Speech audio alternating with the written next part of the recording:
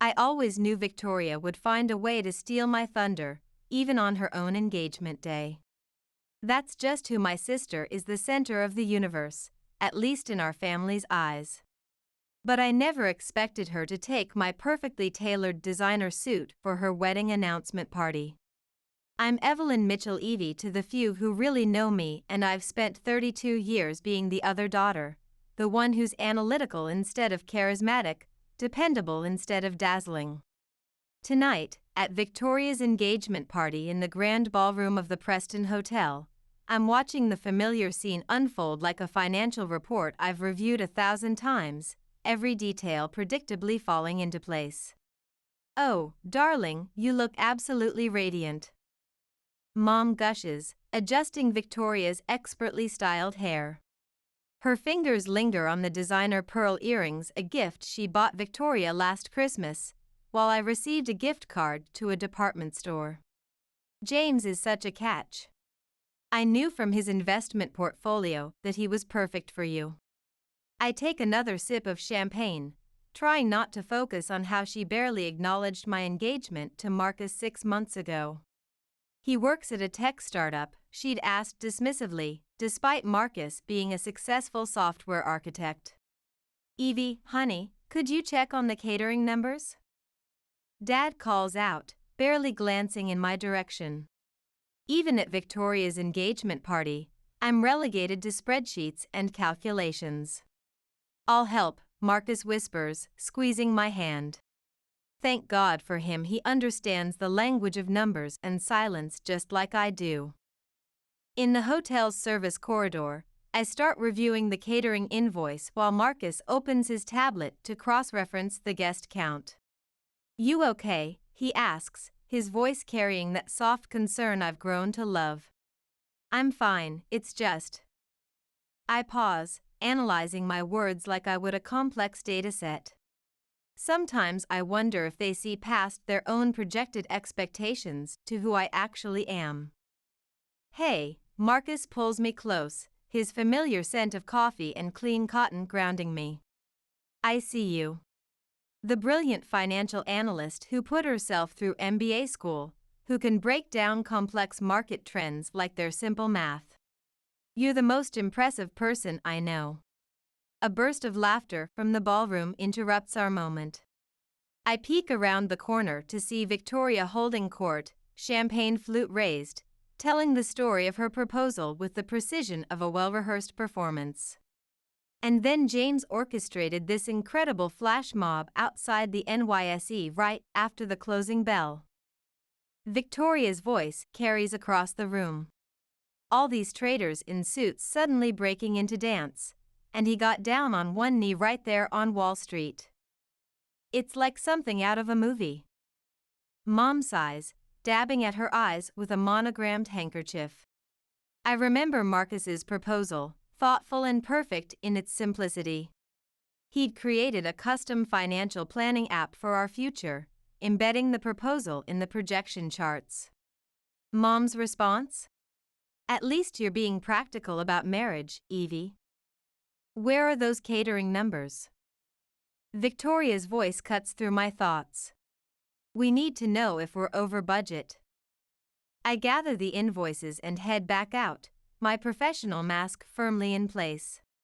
That's when I hear it, the conversation that shifts everything like a market crash. "Speaking of budgets," Victoria is saying to Mom, her voice dropped to a calculated whisper, "I was thinking about Evie's suit." I freeze just outside the doorway, years of training keeping my body perfectly still. "The one she had custom made for her wedding?" Mom asks. "The McQueen? It really is exquisite. And since she's not getting married until next year." "My announcement party is next week," Victoria continues, "and that suit would be perfect for the press photos. The market's been a bit volatile, and with the new penthouse deposit." "Well, I'm sure she wouldn't mind," Mom says with that familiar dismissive wave. "You are her sister, after all, and it would photograph beautifully with your complexion."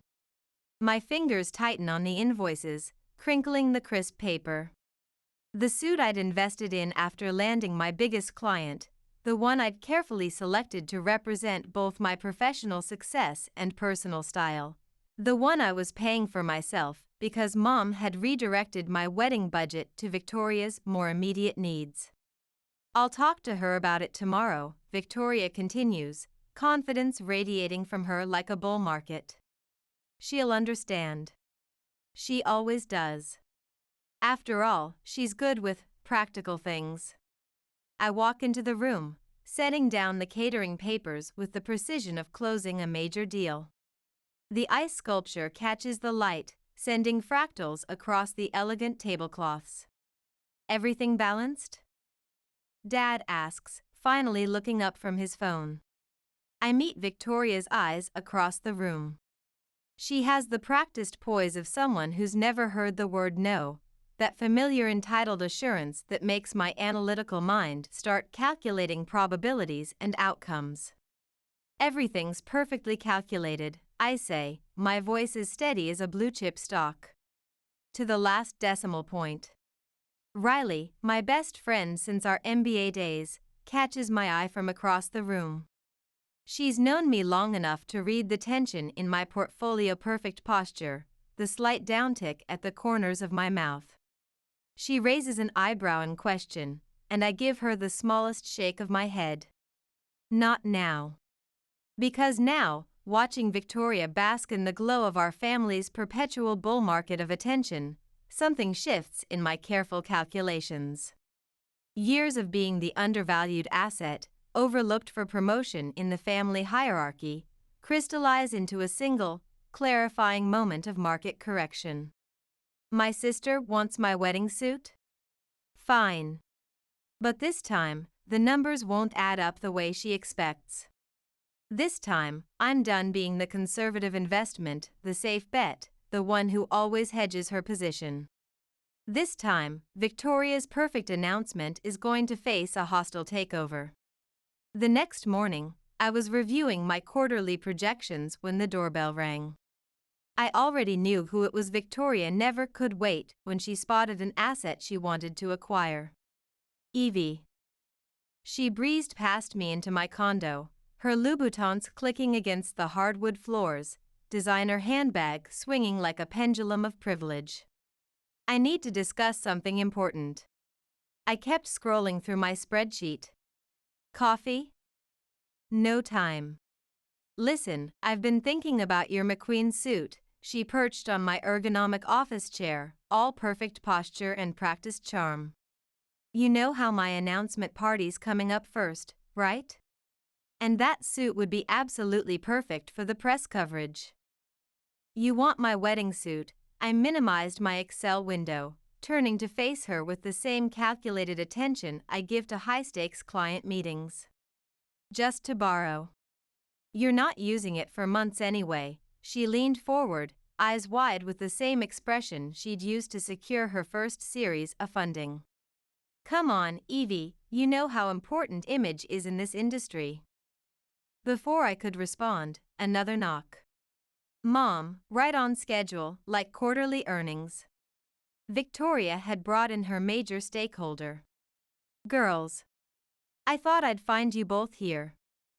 Mom swept in, carrying a garment bag from my closet at their house. Evie, honey, I picked up your suit. I thought we could do a quick fitting with Victoria right now. My throat tightened like watching a market crash in real time. They'd already executed their hostile takeover of my closet without a shareholder vote. I watched, frozen, as Mom unzipped the bag, revealing the crisp lines and perfect tailoring I'd fallen in love with. Mom. I managed, my voice as tight as an overvalued stock. You went into my room. Don't be so rigid, sweetie. We're family, Mom says, holding the suit up to Victoria, who's already shrugging off her Chanel blazer. Oh, it's perfect. The cut suits Victoria's frame much better, don't you think? I grab my phone, typing a quick message to Riley, SOS. Hostile takeover in progress. Need backup. I haven't approved this acquisition, I say, but they aren't listening. Victoria is already slipping into my suit, Mom adjusting the lapels with practiced precision. Oh my God. Victoria gasps, twirling in front of my floor-to-ceiling windows, Manhattan's skyline a perfect backdrop. It's like it was tailored for me. You look absolutely stunning. Mom gushes. Evie, isn't your sister going to make the perfect impression at the announcement? I stare at my suit, my investment, hugging my sister's frame. The suit I'd carefully selected after 3 months of market research, the one I'd imagined wearing while signing my own marriage contract with Marcus. Take it off, I say quietly, like a margin call. What? Victoria turns, her smile flickering like an unstable stalk. I said, take it off. It's my suit. I purchased it for my wedding. Mom sighs, that familiar sound of disappointment in a low-performing investment. Evelyn, don't be difficult. Your sister needs it first, and you know how crucial first impressions are in her position. Crucial to her? My voice rises like inflation rates. What about what's crucial to me? Just once.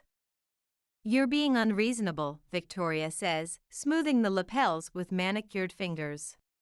It's just a suit, and you know I'll take better care of it then. The door bursts open. Riley stands there, her power suit as sharp as her market analysis, taking in the scene with narrowed eyes. What the hell is this hostile takeover? Perfect timing. Victoria beams. Riley, doesn't this suit look more appropriate on me?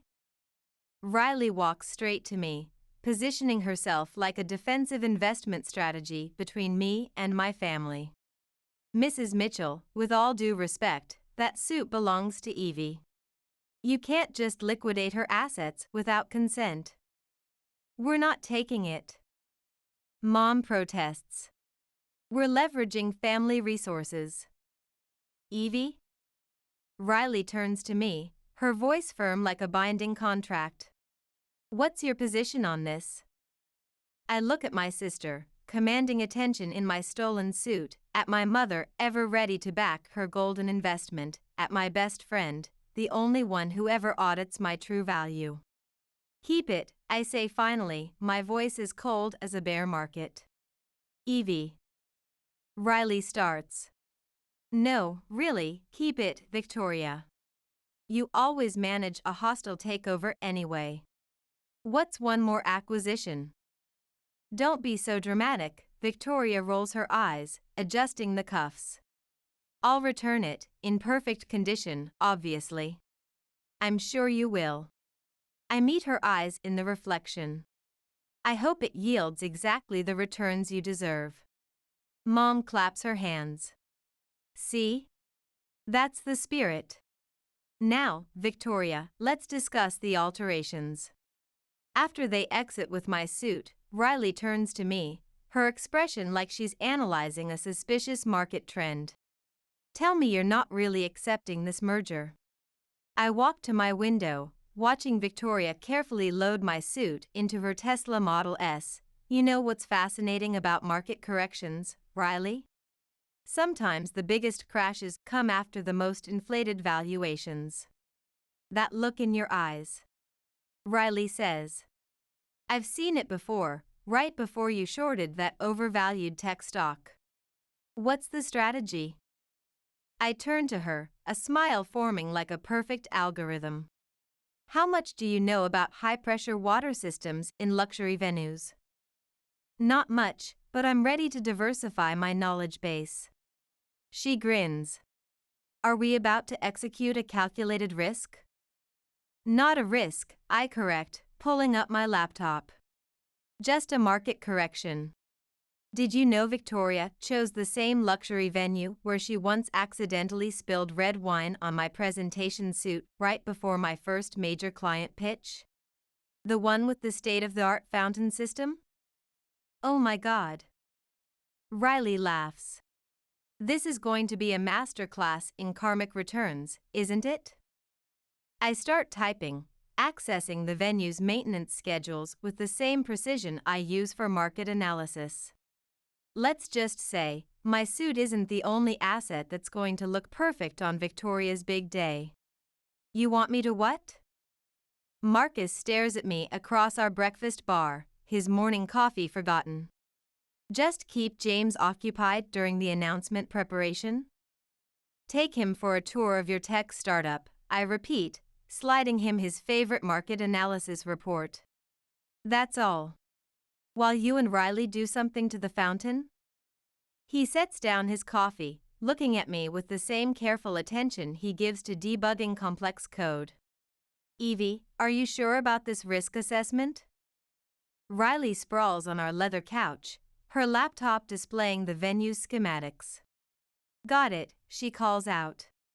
The maintenance logs show they service the fountain every Monday. That means it'll be exactly 3 days before the announcement when they do the final calibration. I squeeze Marcus's hand. Trust my analysis. I'm not going to do anything illegal or destructive. Just a minor system adjustment.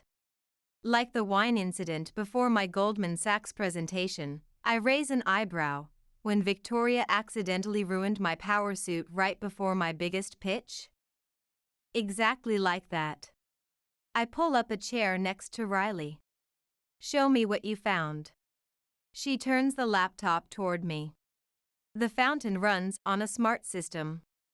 All we need is access to the control interface for about 10 minutes, and I happen to know the override codes because my firm handles their risk assessment, she grins. I called in a favor from their IT department. They explained everything, pressure variables, timing sequences, the complete protocol. Simple recalibration, nothing permanent. Marcus comes to analyze the schematics over our shoulders. So when you say recalibration, just a slight increase in water pressure, I explain, running the numbers like a market projection, timed perfectly for the press photos, when Victoria is standing there in my suit, right in front of the fountain. Maximum return on investment. Riley finishes with the flourish of a successful trade. You're both insane, Marcus says, but I can see his programmer's mind appreciating the elegant logic. And I'm probably going to help for finding this algorithm beautiful. My phone buzzes, a message from Victoria, final fitting tomorrow. Mom says you should come show sisterly support. Speaking of calculations, I mutter, showing them the message. Perfect. Riley sits up straight. While you're at the fitting, I can audit the venue security. The event coordinator already knows me as your +1 anyway. And I'll take James for a startup tour, Marcus adds. Maybe casually suggest the fountain backdrop would be perfect for the press photos. I look at him in surprise. You're investing in this plan? He pulls me close, kissing my forehead. Babe, I've watched them undervalue your worth for years. If this is how you need to rebalance the portfolio, I'm your market maker. Just promise me you won't create any permanent depreciation. Promise. I hug him tight. It's just water. Expensive suit, water. But still, just a market correction. The next day, I sat in the luxury boutique, watching Victoria preen in my suit. She'd already had it taken in, the tailoring adjusted to her specifications. It needs more impact. Mom declares. Maybe we could add some statement cufflinks? Mom, no. I start, but Victoria is already nodding. Brilliant idea. Nothing too aggressive, just enough to dominate the news cycle. Evie, you don't mind, right? We'll cover the modifications. I think about the fountain, about perfect timing and market corrections. Whatever you think is best, Victoria. It's your announcement after all. My phone lights up with a message from Riley, venue security mapped. Wait until you see where they keep the control center. This arbitrage is practically gift-wrapped. Evelyn? Mom's voice cuts through my calculations. Are you even listening? We're discussing the modifications. Sorry, I smile with the precision of a perfectly balanced ledger. Just running some numbers for my own wedding plans, for next year. When I was supposed to wear that suit. A flicker of doubt crosses Victoria's face, like a momentary market dip. Then she's back to bull market confidence. Oh please, you can find another suit. This one was clearly meant for my portfolio. Look how perfectly it positions my brand. I have to admit, she does look impressive, like a blue-chip stock at its peak. Too bad about the upcoming correction. My phone buzzes again. Riley, timing sequence locked. During the press photos. You'll need to be positioned by the east column. That's your execution point. What are you smiling about? Victoria asks, adjusting the lapels. Just thinking about your perfect announcement, I say truthfully. I can't wait to see the final returns. Mom beams, proud of my apparent market surrender. That's the spirit, honey. Family assets first, right? Right, I agree, typing back to Riley, all variables confirmed. Operation Market Correction is a go. I watch Victoria admire herself in the mirror, remembering every hostile takeover, every time she'd acquired something that was mine, every moment our parents had prioritized her portfolio over mine. In 1 week, she'd have her perfect announcement, in her perfect venue, wearing my perfect suit. And for once in our shared market history, I'd be controlling the algorithms. The night before the announcement party, our family gathered at Mom and Dad's penthouse for what Mom called a strategic planning dinner. I knew what that meant, another Victoria IPO. Remember Evie's first trading job? Victoria laughs, swirling her aged Bordeaux. When she tried to present at my client meeting? It was my client meeting, I correct, analyzing my Wagyu with surgical precision. My first major hedge fund pitch. You just decided you needed to present there too. Was it? Victoria frowns.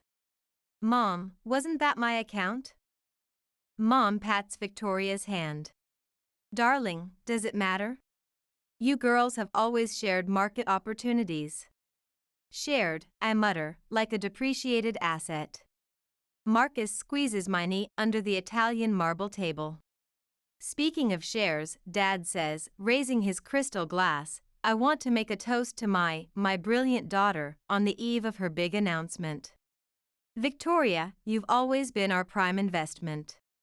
I set down my fork with the precision of a stock market halt. The room goes quiet. Evelyn, Mom's voice carries a margin call warning. No, please, continue, I say, my voice is measured as a quarterly report. Tell us more about your prime investment. Maybe about how she shared my Goldman Sachs interview slot? Or how about when she borrowed my client presentation before I could even rehearse it? That's ancient trading history, Victoria waves dismissively. Why are you being so bearish? Bearish? I laugh, cold as a market freeze. You're wearing my wedding suit tomorrow. Girls. Dad intervenes. Let's not disrupt market stability. My phone buzzes. Riley, systems check complete for tomorrow. Still bullish on this play? I look at my family, Dad, avoiding volatility as usual, my mom, managing Victoria's PR, and my sister, somehow managing to look both innocent and like a predatory investor at the same time. I need some fresh data, I announce, pushing back from the table. Marcus starts to rise, but I signal a hold position. I need to analyze this solo. In the penthouse terrace, I stand looking at the city lights, remembering the time Victoria had accidentally spilled coffee on my laptop before my first major pitch. A technical glitch, everyone had said, like everything else. Penny for your equity? I turn to see Dad, hands in his bespoke suit pockets, looking uncomfortable. Save it for Victoria's next startup funding, I say. He sighs, settling onto the terrace's designer bench beside me. You know, when you girls were starting out, your mother and I thought we were diversifying properly. Victoria was so aggressive in her positions. We figured you were the stable investment, the one who could handle being the safe play. And that makes the constant devaluation okay? He says quietly, it doesn't. We sit in silence, the city's financial district glittering before us like a field of opportunities. That suit, he starts. Don't. I know you tried to intervene. I saw the emails, the attempts to redirect Mom's spending. He stares at his Italian leather shoes. I should have been a better risk manager. Yeah, I agree. You should have. My phone lights up again, Riley confirming tomorrow's execution timeline. I think about the fountain, about market corrections, about justice. Dad, I say suddenly, do you remember my first hedge fund presentation? He winces. The coffee incident. Victoria said it was a market fluctuation. It wasn't. She told me later she did it because she thought I was attracting too much institutional interest. And now she's wearing my suit, the one asset I wanted that was purely mine. I stand up, straightening my blazer. So tell me, Dad, what would your risk assessment be? He looks at me for a long moment. Something's going to correct tomorrow, isn't it? I meet his gaze with the steady confidence of a trader who knows her positions. Maybe the market's finally reaching equilibrium. He nods slowly, then reaches into his suit and pulls out a certified check. Here. What's this position? Your suit. The one you acquired yourself. Whatever happens tomorrow, you deserve your own bull run. I stare at the check, my throat tight as a margin call. Little late for portfolio rebalancing, don't you think? Better late than an eternal bear market. He attempts a smile. Just maintain some circuit breakers tomorrow, okay? Your mother's portfolio isn't as stable as it used to be. I tuck the check into my blazer pocket. Don't worry, Dad. All variables will perform exactly as they should. Back inside, Victoria is showing Mom her borrowed assets, a pair of Cartier cufflinks from James's mother. The irony makes me want to short the entire family portfolio. Evie, she calls out. There you are. I need you to help me with the final suit adjustments tonight. One last sisterly collaboration before the big market open. I think about the fountain, about market corrections, about Dad's belated attempt at portfolio rebalancing. For a moment, my algorithm wavers. Then Victoria adds, the suit might need a few more modifications. You don't mind if we make some more structural changes, right? And just like that, my trading strategy locks into place. Of course not. I smile with the precision of a perfectly executed trade. Tomorrow should yield optimal returns. Marcus catches my eye across the room, raising an eyebrow in a silent risk assessment. I give him a slight nod. The execution plan is still active. Tomorrow, market correction would make its scheduled appearance, right on prospectus. The venue looked like the NYSE trading floor on IPO day. Crystal chandeliers reflected off marble surfaces, champagne flowed like bull market profits, and the fountain, our primary trading instrument, burbled innocently behind the press backdrop. Everything's calibrated, Riley whispers, joining me near the bar. I double-checked the algorithms. During the press statement, that fountain's going to execute a perfect market correction. I watch Victoria command attention in my suit, now adorned with gold cufflinks and subtle adjustments she'd added. Mom fusses over her hair while the PR team adjusts lighting positions. You're being awfully conservative, Evie, Mom notes. Everything balanced? Just monitoring market conditions, I smile, checking my phone. A text from Marcus, James is in position. Convinced him the fountain backdrop would maximize press coverage. Ladies and gentlemen, the PR coordinator announces. We're starting in 15 minutes. Please take your positions. Victoria grabs my hands, suddenly looking like a rookie trader before their first big play. You'll be in frame, right? As my sister and chief analyst? For a split second, I see my sister, the real Victoria, not the aggressive trader she'd become. I remember us as interns, sharing market tips, supporting each other's plays, before the competition, before the constant acquisitions, before everything went bearish. Evie, her voice, carries a hint of volatility. Right in position, I assure her, pushing the memories into a dormant account. Where else would I place my assets? The music starts, a sophisticated jazz quartet setting the mood for high-end transactions. I take my position, watching as the financial journalists and photographers arrange themselves like day traders finding their best angles. Riley squeezes my arm as she passes, whispering, "East column. Don't forget your execution point." Then comes Victoria, radiant in my suit, Mom and Dad flanking her like proud institutional investors. The crowd murmurs appreciatively. I follow, counting steps like trading intervals, watching the fountain spray catching the morning light. The announcement begins. I barely register the PR team's opening statement, too focused on timing, on monitoring the water pressure, on the way my suit catches the camera flashes on Victoria's frame. And now, a special announcement from Victoria Mitchell, newly appointed managing director, the PR head announces. James speaks first, his words crafted for maximum market impact. I almost feel bearish about what's coming. Almost. Then Victoria starts speaking. James and I represent a perfect merger of talents and assets, she begins, her voice carrying that familiar note of assumed victory. I catch Dad's eye from the front row. He gives me a slight nod, like a seasoned trader acknowledging an inevitable correction. And I promise to always maintain our position as market leaders. My phone vibrates. Riley's signal. I shift toward the east column.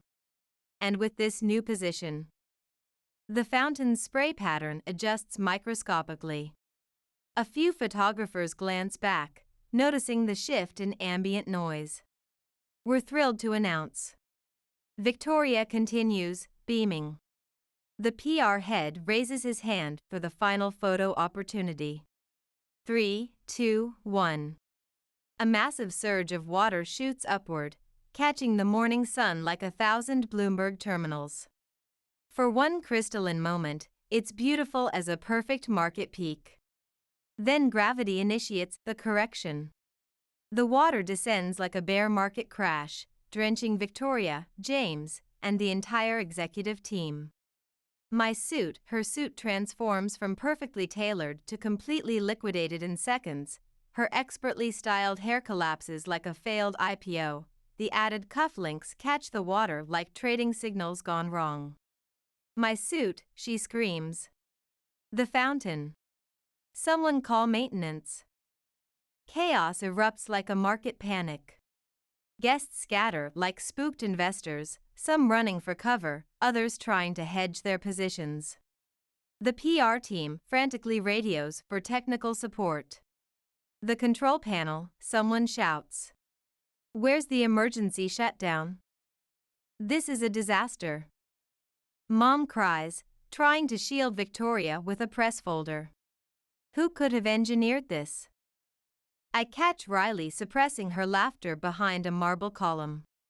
Marcus, standing with the executives, maintains his perfect poker face. Wait.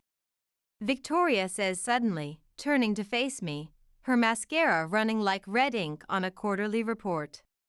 You're the only one who's maintaining position. The fountain sputters to a stop, but the damage is priced in. My suit clings to her like a failed merger, the added modifications hanging like devalued assets. What are you implying? I ask with the innocence of a clean audit. It's just a technical malfunction. Like your laptop crash was just a glitch, she hisses, low enough for only me to hear. We stare at each other, years of market competition and portfolio raids crystallizing in that moment. She knows. I know she knows. She knows that I know she knows. Well, I say quietly, I guess some assets are just meant to be leveraged, right? You calculating little. Victoria, darling. Mom interrupts, rushing over with more press packets. Let's get you to the executive washroom. We can still stabilize this position. As they hustle her away, I hear her say, I want Evie's credentials revoked. Now. I catch Dad's eye again. He shakes his head slightly, but I detect the ghost of a market maker's smile. The PR coordinator approaches me, looking like he's facing an SEC audit. We need about an hour to recalibrate. Could you help manage stakeholder expectations? Of course, I say. After all, it's my sister's perfect announcement. What else could possibly destabilize the market? Behind me, thunder rumbles ominously. I hadn't factored in weather derivatives, but sometimes market corrections have their own algorithms. The next hour was pure market volatility. While the PR team scrambled to move everything into the backup venue, I watched from the covered terrace as storm clouds rolled in. Perfect timing wasn't just a correction anymore, it was a full market reset. Did you manipulate the weather futures too? Riley appears beside me, holding 2 flutes of crystal. That's all macroeconomic forces, I say, accepting a glass. Though I appreciate their market sentiment. Inside, I can hear Victoria's market panic echoing from the executive washroom. It's ruined. The suit is ruined. The entire announcement is ruined. Speaking of market volatility, Riley mutters. The door bursts open, and Mom storms out like an angry fund manager. Evelyn. Damage control, now. I hand my champagne back to Riley. Time to face the shareholders. The executive washroom looks like a trading floor after a crash. My suit, now a sad, waterlogged asset, lies crumpled in the corner. Victoria sits in her silk slip, mascara-stained face buried in her manicured hands, while 3 PR assistants frantically try to salvage her market image. Fix this. Mom demands. Fix what? I ask, examining my trading charts. The market corrects itself. Don't play analyst with me, Victoria spits, looking up. You orchestrated this short sell. Prove it. I don't need proof. You're the only one who maintained position. You were standing by that column, watching the execution. Fortunate market timing, I shrug. Like when you crashed my laptop before my hedge fund pitch? Or when you accidentally deleted my client presentation before I could deliver it? Or how about when you borrowed my prime trading hours? That was different. Victoria stands up, sending hairpins scattering like falling stock prices. Those were market fluctuations. Were they? I step closer. Or were they just you always needing to dominate market share, always acquiring my assets? Girls, Mom starts. No, Mom, I cut her off. Let's audit this.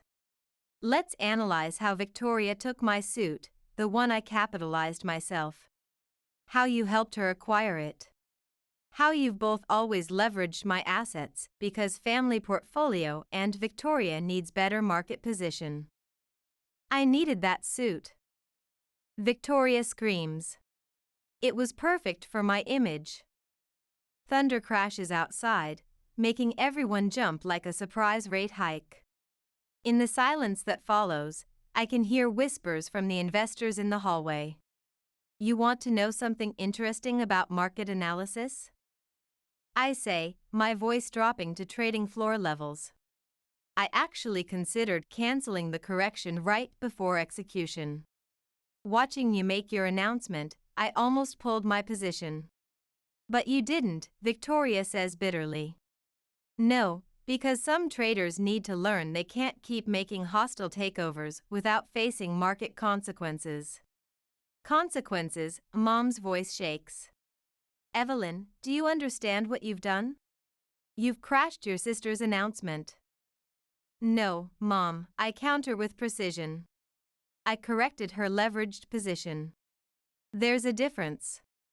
A knock at the door. Dad peeks in like a cautious investor. The stakeholders are getting restless. What should I tell them? Victoria bursts into fresh tears, a bear market in full swing. Oh, stop being so dramatic, I say, surprising myself with my market confidence. Your suit is temporarily devalued, not delisted. The venue has industrial dryers. You can still make your announcement in a depreciated asset. She shrieks like a crashing stock. Better than a total portfolio loss, I point out, which is what I'll have for my wedding now.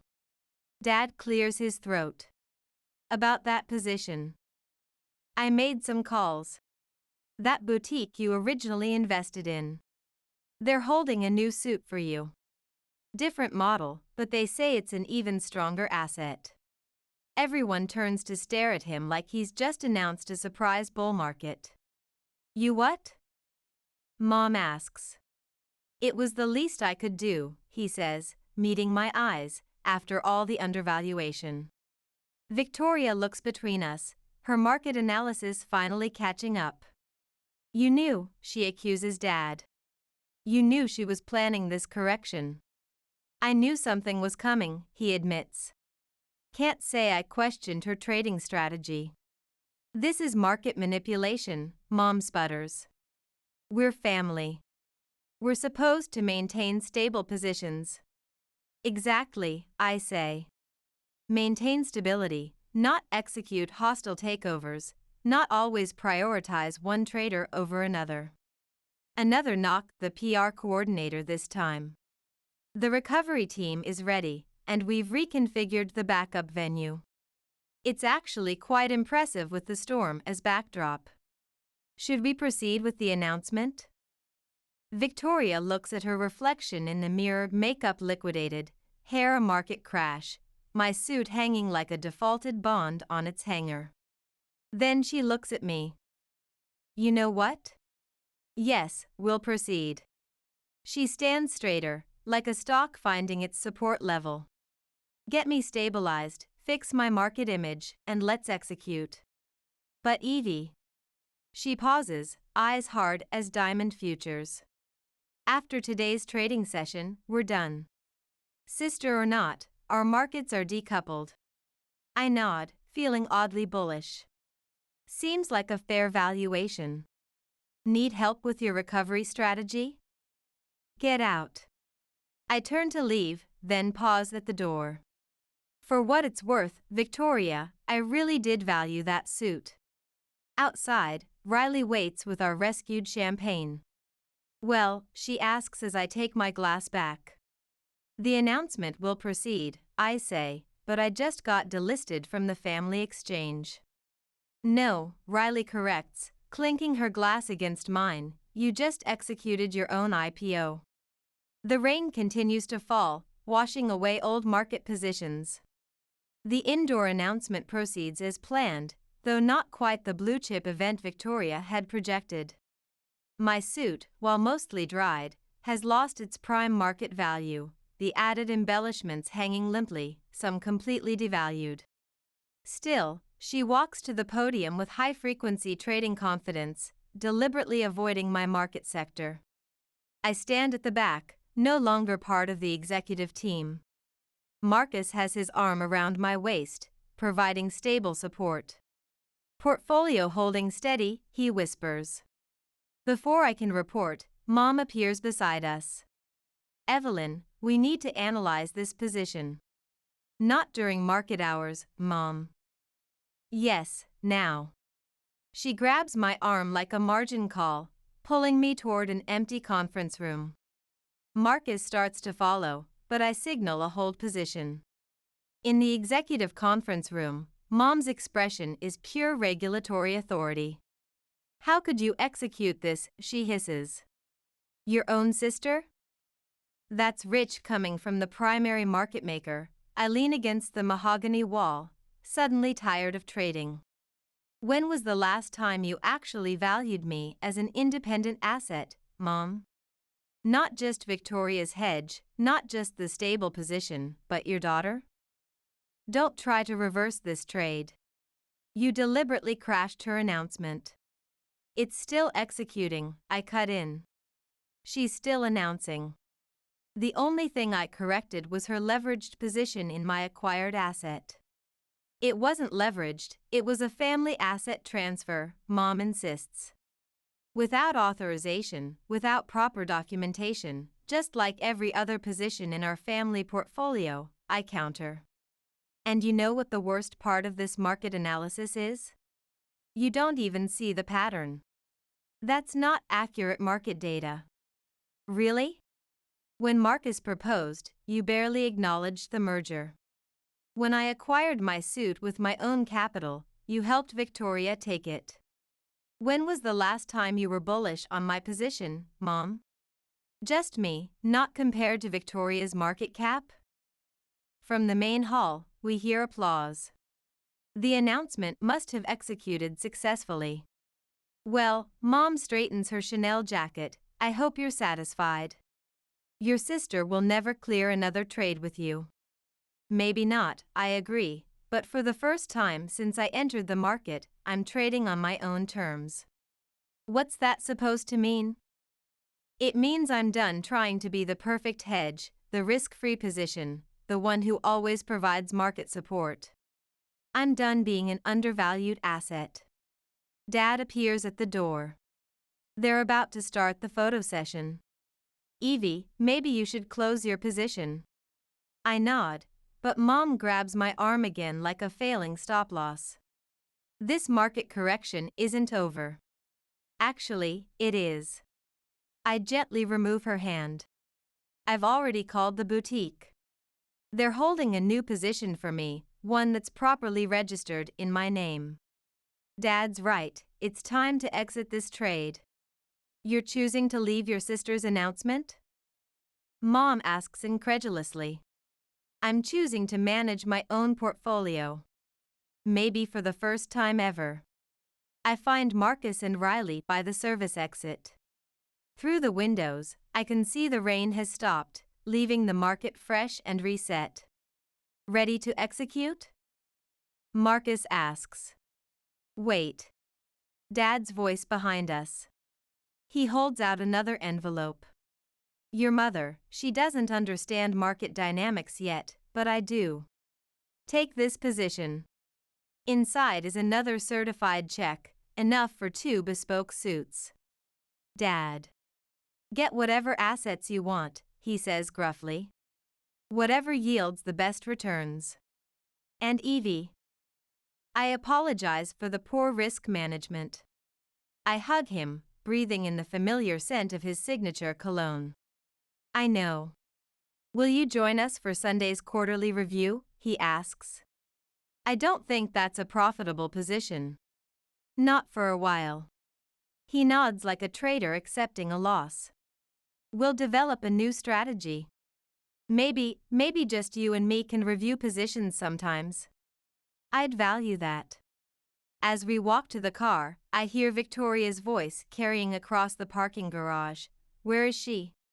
She can't just exit without proper notification. Watch this liquidation, I mutter. Riley links her arm through mine like a secure trading partnership.